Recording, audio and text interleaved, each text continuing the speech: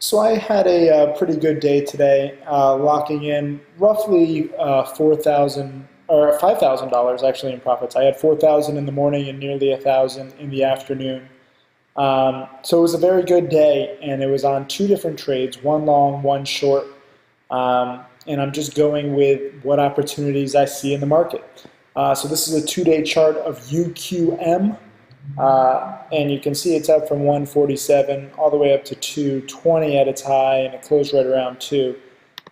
If you take a look at its daily chart, it's clearly going higher. It's an uptrending chart, although nothing is that volatile.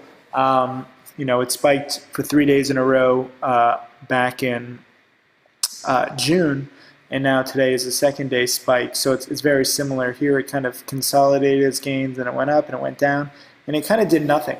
But this is a sympathy play to electric vehicles, which have been very hot. As you know, Tesla is the hottest stock in the entire stock market. Hit a new high today.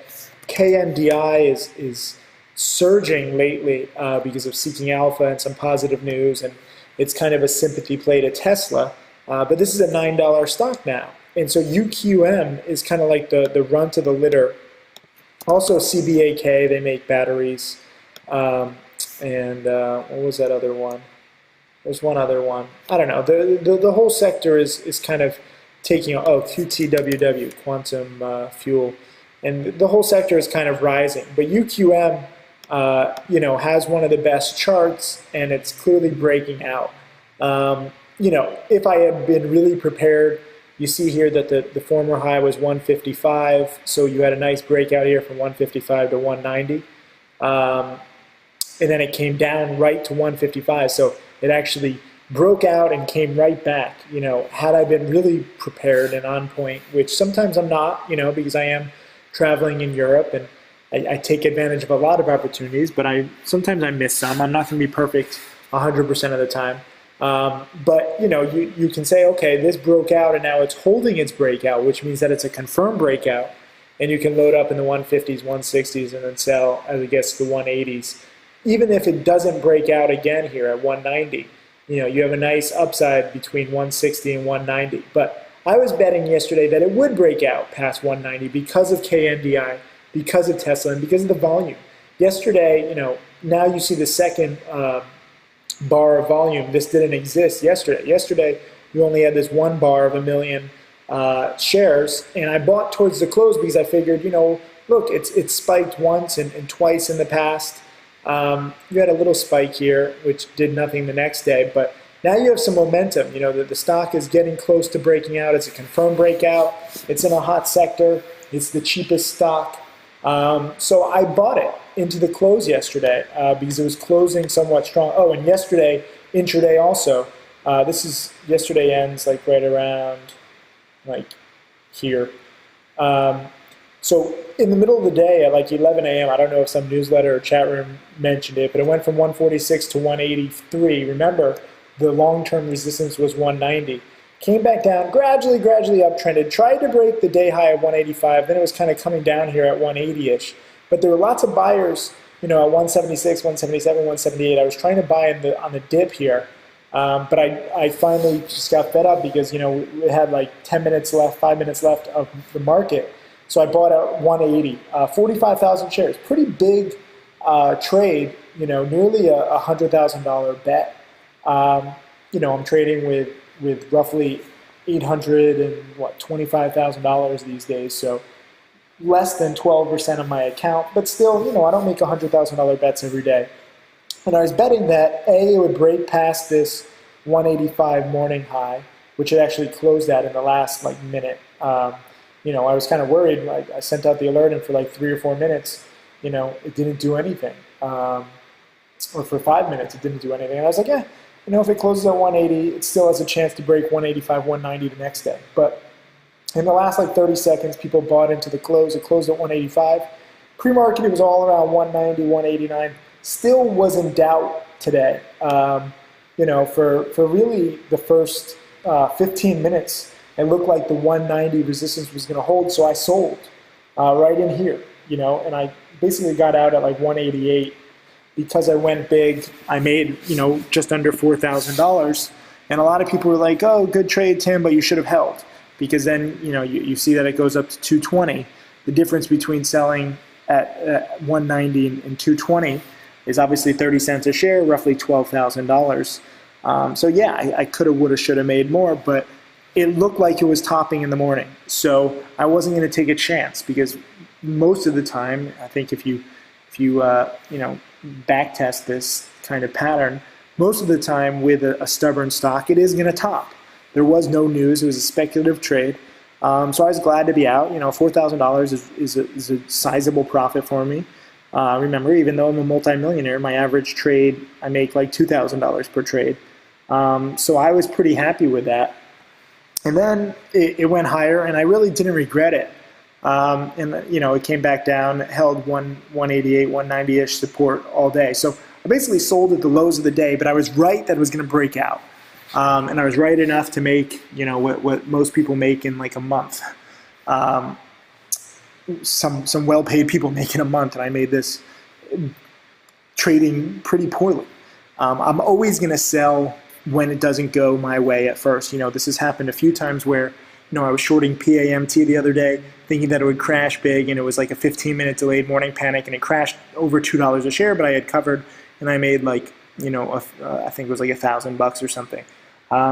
It's not a bad strategy when you can make a decent amount of money and be wrong. So I take heat from some people who are like, oh, Tim, you're such a bad trader. Yeah, I'm not that great of a trader. I wouldn't say I'm a bad trader, because I am profitable, and I know 90 to 95% of traders lose money. And I am a multimillionaire, so fuck the haters. I'll continue trading the way that I need to make my millions. Do I want to make millions quicker? Yeah, but these rules have been refined over the years. So maybe in this market, I should be more aggressive, but PAMT was a short, this is a long.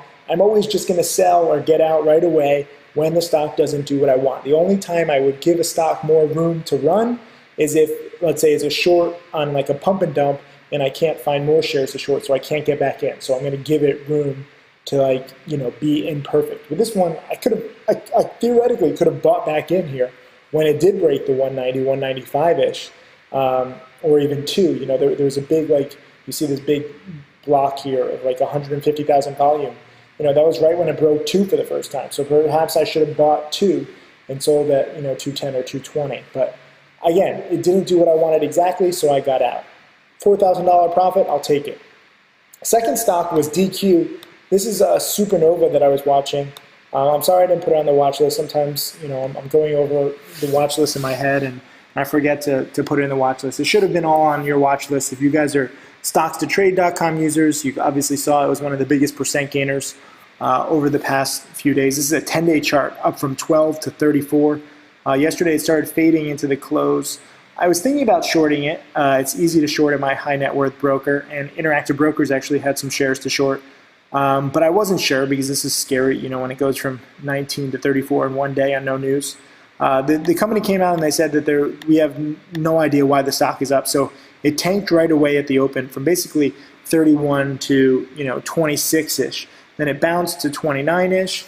And I thought about shorting it, but you really never know what's going to happen when a stock is already dropped from 34 down to 25. So it's already down $10 a share. This bounce only came up to 29, but maybe it could have come up to 30, 31, 33. Maybe it could have even broken out to new highs at 37. Who knows? I like it when, this is kind of a bouncing ball. It's like petering out pattern. And midday, I was tempted to short it, but if you watch my Tim Line DVD, you would have been protected from this, because you don't want to short a stock that's already down 20, 25% on the day, midday, because if the breakdown fails, which it did in this case, it bounces, which it did in this case too. The rules exist to protect you. It bounced from $24.90 to $26.90. So a nice $2 a share bounce when it couldn't really break lower. But then in the afternoon, you have sideways price action, just straight out of penny stocking part 2, and then you have the afternoon fade. And I started shorting here in the afternoon fade. I only got 1,000 shares because the uptick rule was in place, where if you try and short, you just push the price down, like someone needs to actually buy into your short. So I shorted at 25.50, not a great entry. Like the stock was like at 25.80 when I shorted.